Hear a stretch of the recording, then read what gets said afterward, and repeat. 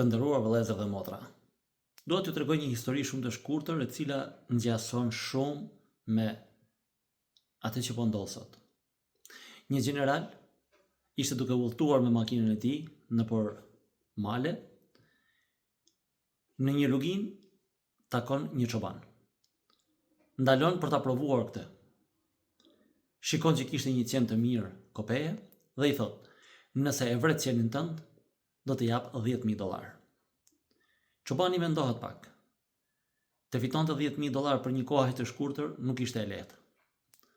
Dhe e mbyt qenin.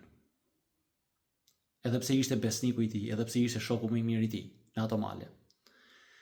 Më pas, për të vazhduar më tej, gjenerali i thot: "Nëse i rrjep lëkurën, do të jap edhe 10,000 të tjera." Nuk mendohet çobani. E rrjep dhe merr $10,000. Gjenerali, për ta provuar se deri ku do shkoj, i thot: "Nëse e copton, ke edhe 10,000 të tjera." Çobani mendon: "Për ta vrarë e vrapa, për ta rrjep e rrjepa. Atëherë pse mos ta coptoj që të marr edhe 10,000 të tjera?" E copton. I bër komplet në gjak, me gjakun e shokut të tij më të ngushtë, e besnikut të tij. Gjenerali i jep $10,000 dhe hip në makinë.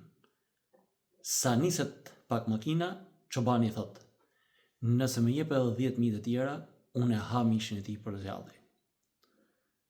Gjenerali i thot: "Jo," thot, "deri atje nuk arrinte as fantazia ime." Pra, vëllezër dhe motra, shikoni se çfarë po ndodh sot. Por një, jo mish, po për një kock, shikoni se çfarë teatri luhet. Pra, për ca lek të pista, për ca famë, për ca mbështetje, ne kemi vrarë vëllezërit tanë, i kemi rrjepur, i kemi coptuar dhe tani po i kërkojmë të tjerëve të na japin që t'i hamë. Prandaj duhet të jemi shumë të kujdesshëm.